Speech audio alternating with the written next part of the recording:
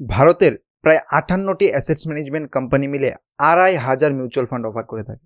যেখানে ভারতের প্রায় 5.5 কোটি মানুষ মিউচুয়াল ফান্ডে ইনভেস্ট করছে, সেখানে আপনি কি আজও আপনার টাকায় সেভিংস ব্যাংক অ্যাকাউন্টে ফেলে রাখছেন 3-4% ইন্টারেস্টের জন্য? ভুল করছেন না তো? আজকের এই ভিডিওতে আমরা জানবো মিউচুয়াল ফান্ড আসলে কি, মিউচুয়াল ফান্ড কত প্রকার, এবং আমরা কিভাবে মিউচুয়াল ফান্ডে বিনিয়োগ করতে পারবো। আর সবচেয়ে ইম্পর্টেন্ট, একটি সঠিক মিউচুয়াল ফান্ড চুজ করার আগে কোন কোন বিষয়গুলো জেনে নেওয়া দরকার।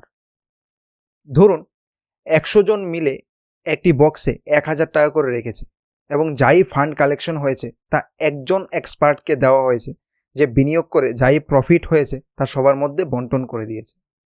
তো মিউচুয়াল ফান্ডের কাজটাও ঠিক এইরকমই। মিউচুয়াল ফান্ড কী করে, আমার বা আপনার মতো সবার কাছ থেকে ফান্ড কালেকশন করে এবং যাই ফান্ড হয় তা প্রপোর্শনেটলি ভাগ করে ইনভেস্ট করে দেয়, এবং যাই ইনভেস্ট থেকে প্রফিট হয় তা প্রপোর্শনেটলি সবার মধ্যে বন্টন করে দেয়।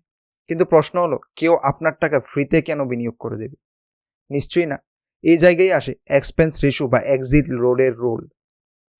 এ নিয়ে আমরা ভিডিওতে পরবর্তীকালে বলছি। তো এখান থেকে আপনি জানতে পারলেন যে মিউচুয়াল ফান্ড আসলে কি।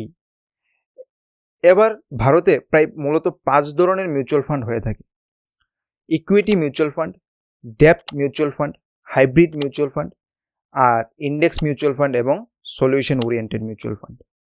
ইকুইটি মিউচুয়াল ফান্ড, এখানে নামই শুরু হয়েছে ইকুইটি দিয়ে, মানে এই মিউচুয়াল ফান্ড কী করে, শেয়ার মার্কেটের বিভিন্ন কোম্পানির ইকুইটি শেয়ারে ইনভেস্ট করে থাকে।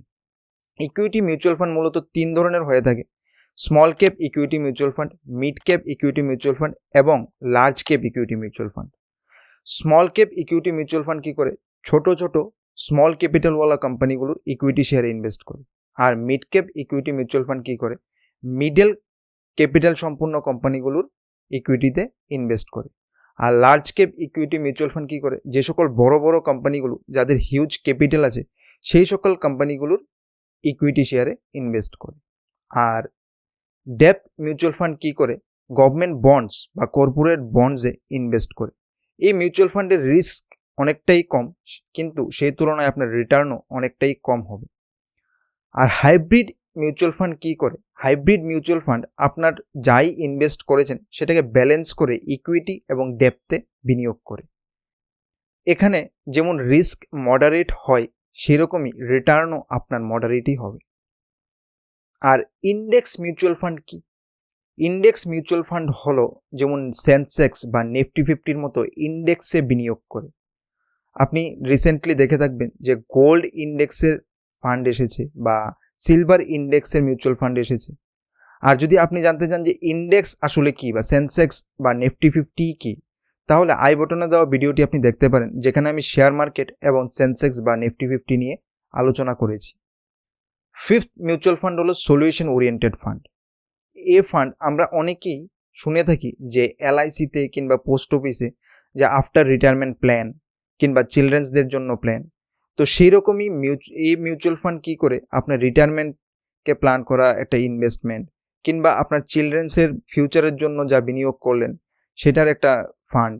তো এটা হয় একটা অবজেক্টিভকে বেস করে এই সলিউশন ওরিয়েন্টেড ফান্ড ক্রিয়েট করা হয়। যখন অবজেক্টিভ ফুলফিল হয় তখন সেই ফান্ড ক্লোজ হয়ে যায়।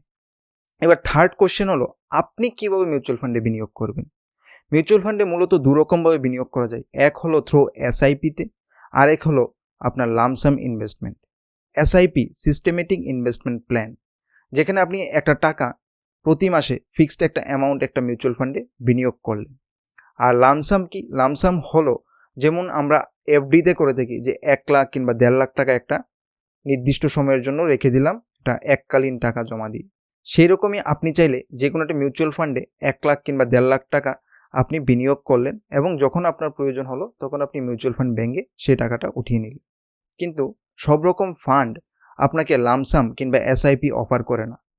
কিছু কিছু ফান্ড হয়তো লামসাম অফার করে, বা কিছু কিছু ফান্ড হয়তো SIP অফার করে, বা কিছু কিছু ফান্ড হয়তো দুটোই অফার করে থাকে।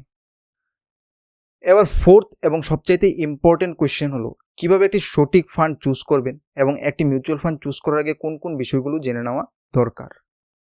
মিউচুয়াল ফান্ড চুজ করার ক্ষেত্রে মেন রোল হলো আপনার অবজেক্টিভ বা উদ্দেশ্যে। যদি আপনার উদ্দেশ্য হয়ে থাকে যে আপনি রিস্ক নিয়ে স্বল্প সময়ের মধ্যে একটা ভালো রিটার্ন কামাবেন, তাহলে আপনাকে ইকুইটি মিউচুয়াল ফান্ডে বিনিয়োগ করতে হবে। যদি আপনি মনে করেন যে আপনার টাকা সেফ থাকুক, তাহলে আপনি ডেপ্ট মিউচুয়াল ফান্ডে ইনভেস্ট করতে পারেন। আর যদি আপনি চান যে না আমি মডারেট রিস্কও নেব যাতে আমার মডারেট রিটার্নও আসে, তাহলে আপনি হাইব্রিড ফান্ড চুজ করতে পারেন। কিন্তু ফান্ড চুজ করার আগে যে বিষয়গুলো জেনে নেওয়া দরকার সেগুলো হলো এক্সপেন্স রেশিও, যে আপনি প্রতি বছর কত টাকা এক্সপেন্সেস রেশিও মানে পার্সেন্টেজ হিসেবে আপনার কত টাকা এক্সপেন্স কাটবে। অনেক ফান্ডের ক্ষেত্রে এক্সপেন্স রেশিও 1 কিংবা লেস দেন 1ও হতে পারে। আর সেকেন্ড হলো আপনার এক্সিট লোড। যখন আপনি মিউচুয়াল ফান্ড ভাঙবেন বা টাকাটা ওঠাবেন, তখন আপনার কাছ থেকে কত টাকা চার্জ করা হবে। থার্ড হচ্ছে পোর্টফোলিও হোল্ডিং, যে মানে আপনি যে বিনিয়োগ করেছেন সেই টাকা কোথায় কোথায় ইনভেস্ট হয়েছে সেটা দেখা। এবং ফোর্থ হলো আপনি যে টাকা বিনিয়োগ করেছেন তা কার দ্বারা ম্যানেজ হবে, যে এক্সপার্টের দ্বারা ম্যানেজ হবে সে কতটুকু এক্সপার্ট বা কতটুকু অভিজ্ঞ সেটা দেখা। এই সকল বিষয়গুলো দেখে আপনি একটি সঠিক মিউচুয়াল ফান্ড চুজ করতে পারেন। যদি ভিডিওটি ভালো লেগে থাকে তাহলে চ্যানেলটিকে সাবস্ক্রাইব করে আমার পাশে থাকবেন ভবিষ্যতে এরকম আরও ভিডিওর জন্য।